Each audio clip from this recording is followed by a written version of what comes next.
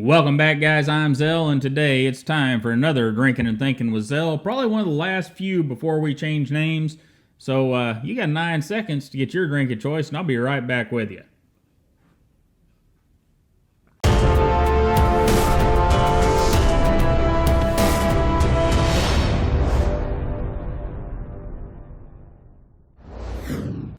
Alright, guys. Knife maker Todd Hunt has an article over at The Truth About Knives about Blade Show and about why Blade Show is important. And he reiterates a lot of things we've already talked about here on this channel, but, I don't know if he articulates it better or not. I'm going to say no, because I kind of like the way I say things. But you should probably go read the article anyhow, because he does have some interesting things to say about Blade Show from the knife maker's perspective. And Texas Governor Greg Abbott has signed the Bowie bill. Now, it did come in with some caveats.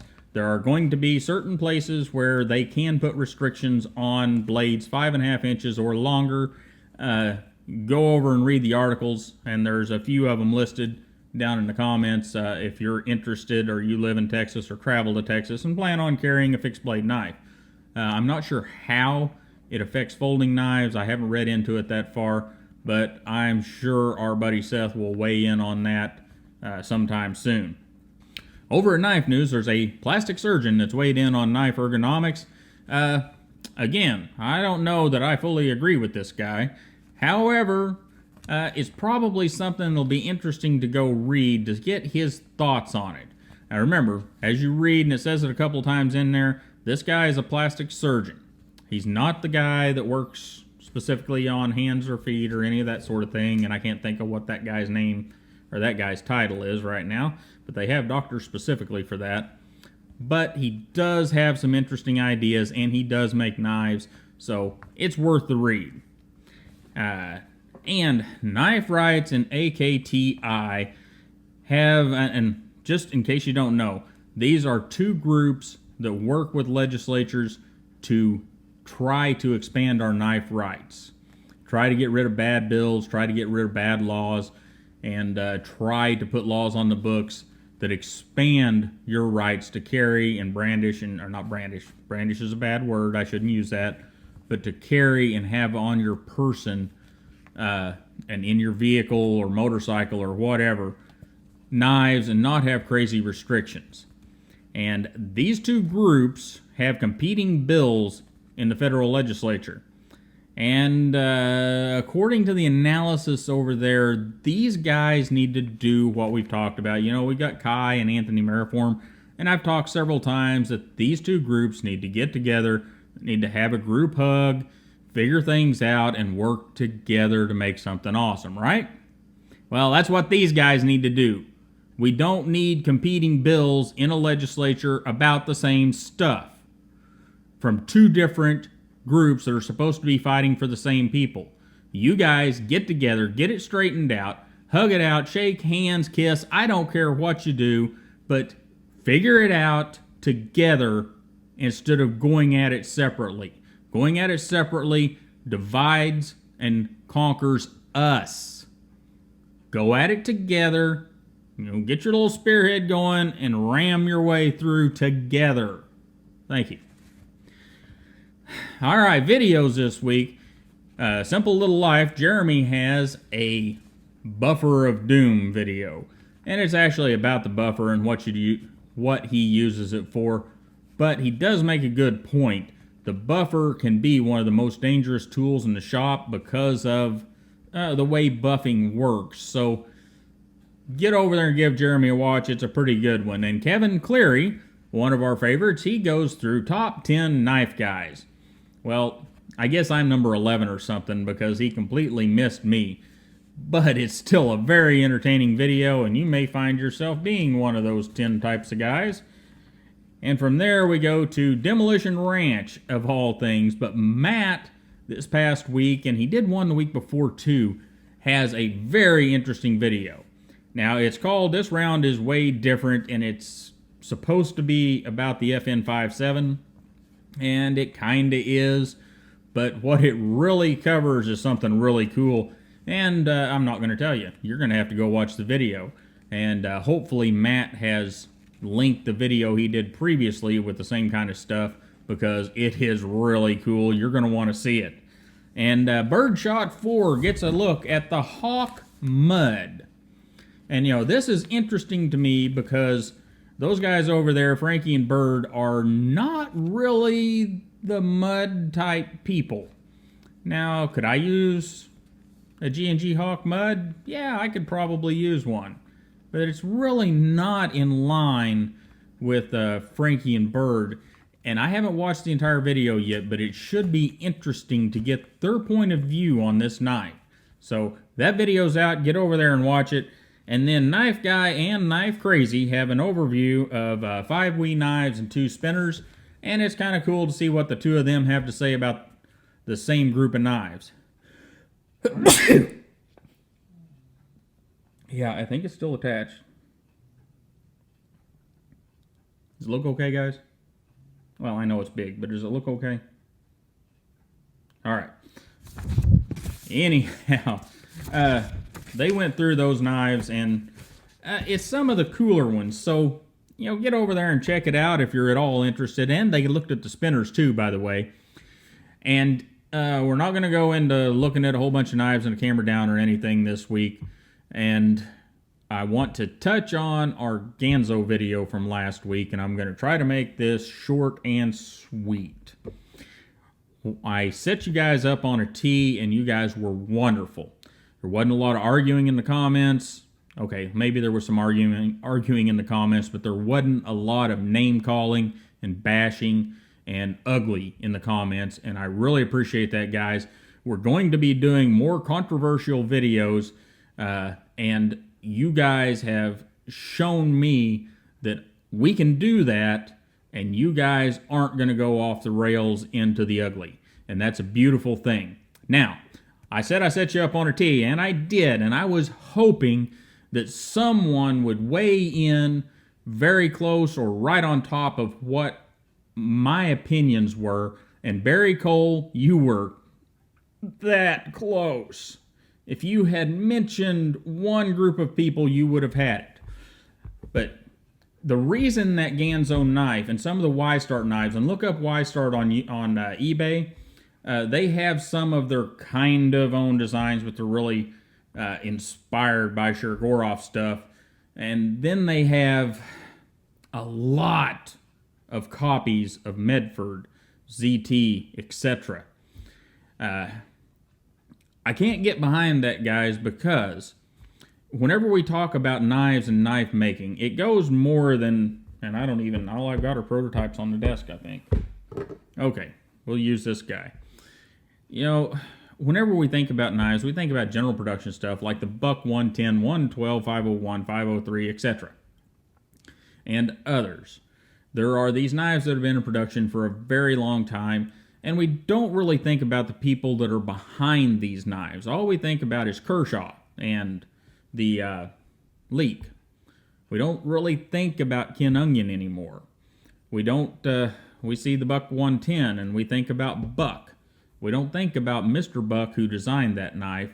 We don't think about the people in the factory that are putting that thing together. We don't think about the guys that are grinding it. We don't think about the PR people, the sales people, the service people, the entire huge group of people at a large company that makes this stuff happen.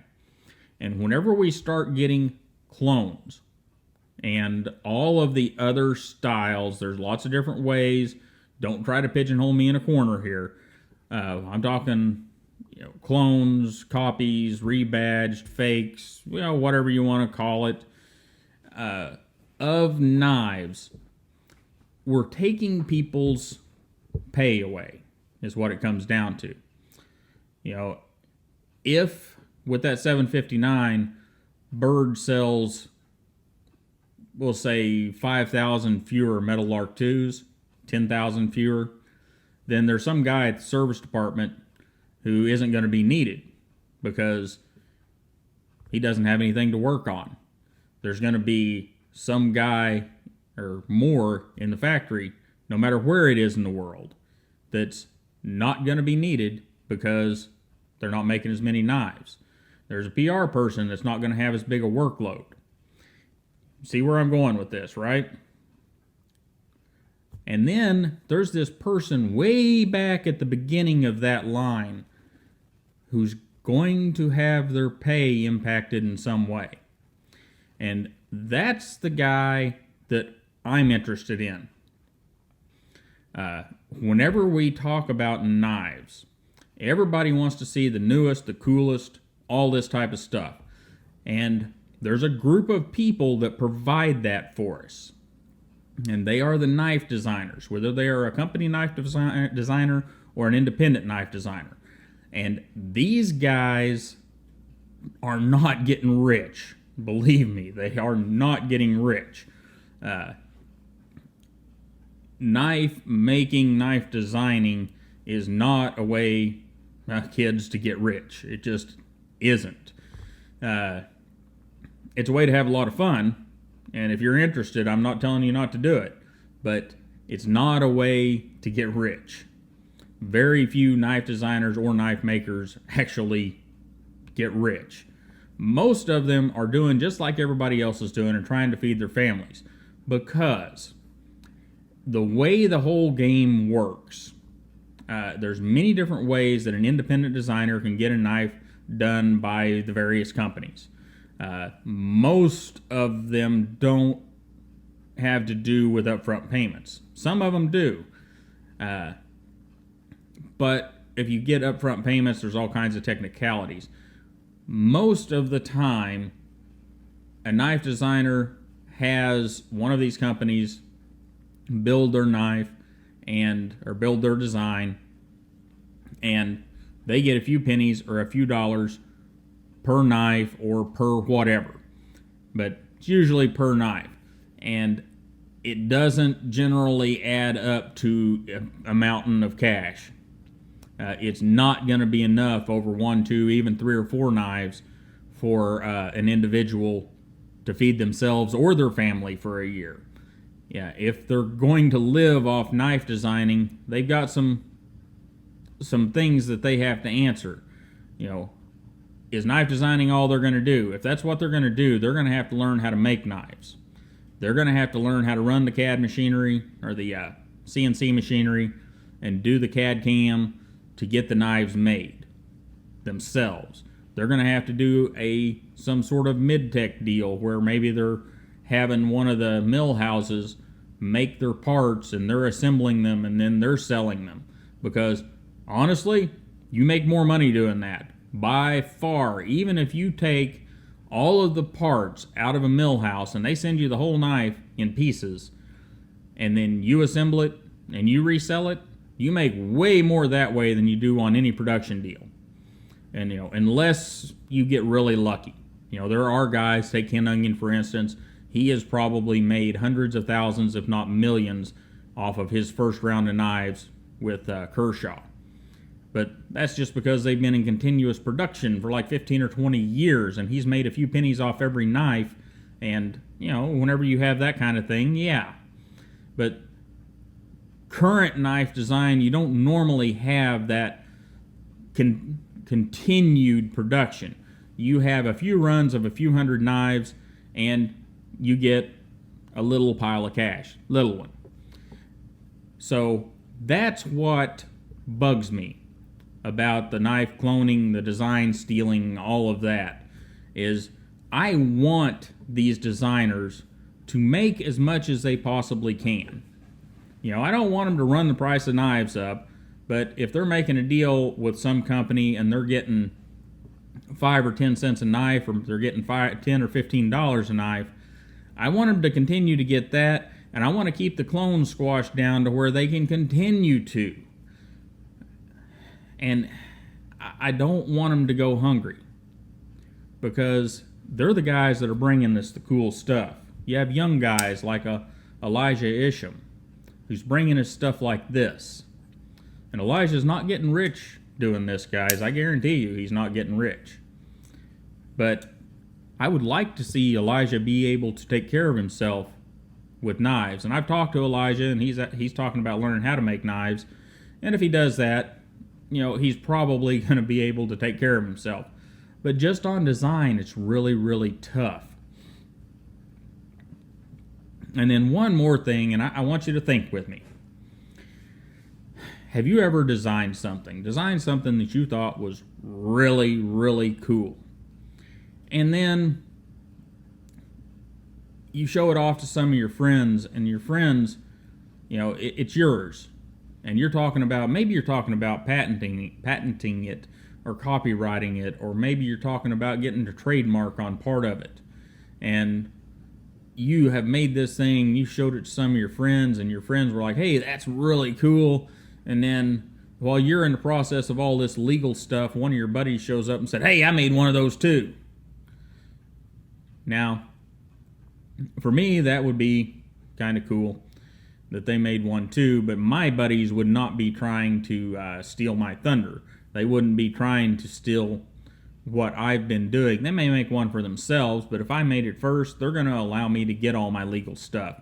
But is your buddy going to do that? Or does maybe your buddy have a lot more money than you do, and he's already got the patent lawyer and the trademark lawyer, and he's already doing some of this legal stuff that you're trying to save up the money to do? Think about that. Think about that seriously, because you guys know that I'm involved with Wayyy, and you guys know that I'm involved with Todd Knife and Tool. And I had to really sit back and think. Seth and I spent a lot of time just on making silly little decisions about these Raptors. Little bitty decisions like the shape and placement of the jimping, and this is the Raptor XL. The shape and placement of that hole, where this milling was going to be, how the interior was going to be milled, what thickness of titanium to use. It wasn't something that happened overnight, and it wasn't something that just came out of the CAD drawing. And that's how most of this stuff is, guys. It's not some deal where some CAD kid sat down and 20 minutes later had a knife designed. There are some people that are good enough with CAD that they may be able to do a basic knife design in a few minutes, but whenever you get to stuff like Elijah's eschaton, you're talking hours of sitting in front of that CAD box getting all of the little details of this knife in there. And whenever you talk about actually making the knife, it's more than CAD. Because once you get out to the mill, once you get out to the grinder, there's still 1,000 decisions that have to be made. By the time you've made that first one, you've made 1,000 decisions, and you have to annotate those, you have to get them back to the CAD, it's a big process.